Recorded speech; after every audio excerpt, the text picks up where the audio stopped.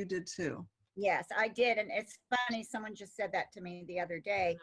And I said no, and I've been told that before too. And especially when I was a new Christian, a lot of people would come up to me and say, "Did you really believe that?" And I said, "Of course. I wasn't trying to fool people. I wasn't like a scam artist. I was totally sincere. I got into astrology because I loved it and I believed it, and I wanted to help people with it. That was what I wanted to do. And so yeah, I believed it. And it seemed real to me, because when I was talking to people, they would be agreeing with me and they would say things like, "Oh, that's so true." And it just seemed to really fit them. And if it didn't, I would think, well, okay, I'm not seeing that right in the chart, or there's another angle here that I can look at and I can tell that to the person.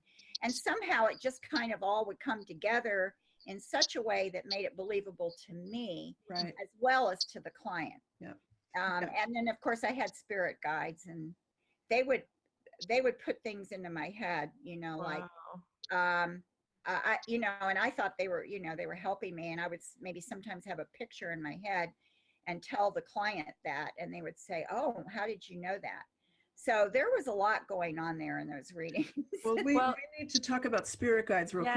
Yeah, I was just going to say, if we could segue, that's a good segue, because I wanted to get your thoughts on, we wanted to know what you thought about channeled material. Right. But let's define what a spirit guide is first, just so people don't think that that's okay.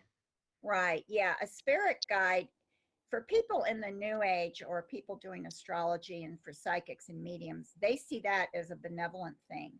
And they see these spirit guides. Some of them see them as angels. Some of them see them as these ascended beings, people who have lived many lives and have become very spiritually wise. And they're like on another plane of reality, but they are there as your teacher and will guide you. That's more or less the idea I had. Some of my friends saw them as angels. So people had different views, but my friends in astrology, and my friends who were psychics, and I also had friends who were mediums, we openly talked about our guides. This was just a common, this was the norm, that you had these guides. Now, who are the guides really? Well, the guides are actually fallen angels, is what they are. And I use that term rather than, even though I think fallen angels are demons, I use the term fallen angels because most people believe in angels. And so I feel like I can express the idea better if I say fallen angel. And That's true. And a fallen angel, what's a fallen angel? It's an angel who once was, of course, all angels were created by God. So they're created beings, including Satan. And they once served God, but then when Satan rebelled, a number of them went with him. In Revelation, it says 1/3 went with him. And of course, Jesus, when he was on earth, he called them, a lot of times called them unclean spirits. Yeah. And so, they're unclean spirits, they're demons, they're fallen angels. The devils is a common word in the culture. And the thing is though, just like it says in 2 Corinthians, that even Satan can disguise himself as an angel of light. They can appear very benevolent, and they usually do, not always, but usually.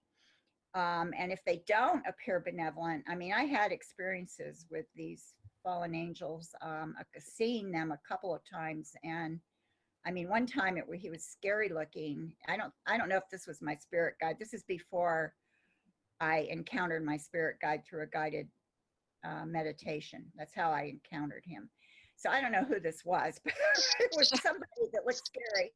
But I rationalized it by saying to myself, "Oh, Marcia, you just haven't advanced enough on the spiritual path. And you're seeing something that seems scary because you don't have the eyes to really see the goodness or beauty of this." That's how I rationalized it. And I actually felt, even though I was scared, I actually felt sort of special that I had seen this figure. And I thought, okay, this means I am on a spiritual path. And as I advance, then it'll be less scary. This was my thinking. But yes, so there's channeled materials. And I don't think people all people realize how common they are. There's a lot of channeled materials out there. A Course in Miracles is channeled. That's a very popular book and teaching. Marianne Williamson, who's a candidate for president, that's the focus of her whole life is A Course in Miracles. So her first bestseller, A Return to Love, was based on A Course in Miracles. Then you have a lot of these channeled books. Sometimes you don't know they're channeled, and they're new age books. Yeah. And they're channeled, and if you read them, the person will say it. The Seth material, which was very big in the 70s and early 80s, were channeled by a woman who got in contact with this entity that called himself Seth through the Ouija board. That's how she was fooling around with the Ouija board, and then the spirit came through and said he was Seth, and he told her, he started giving her messages through the Ouija board, and then he told her, don't use this Ouija board anymore. I will just come to you and speak through you.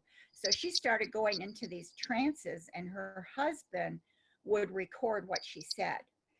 They would have a set of questions ahead of time that would be asked, because she was out of it. She was like unconscious, like Edgar Casey, who also would go into these trances. They called him the sleeping prophet, Edgar Casey. And there is still followers of Edgar Casey all around the world. I've been to his headquarters in Virginia Beach. So the Edgar Casey headquarters are there in Virginia Beach. He was getting information from these fallen angels. A Course in Miracles was supposedly channeled from Jesus by this woman named Helen Schuckman, who was a psychiatrist and kept hearing voices. And finally, it said, this is A Course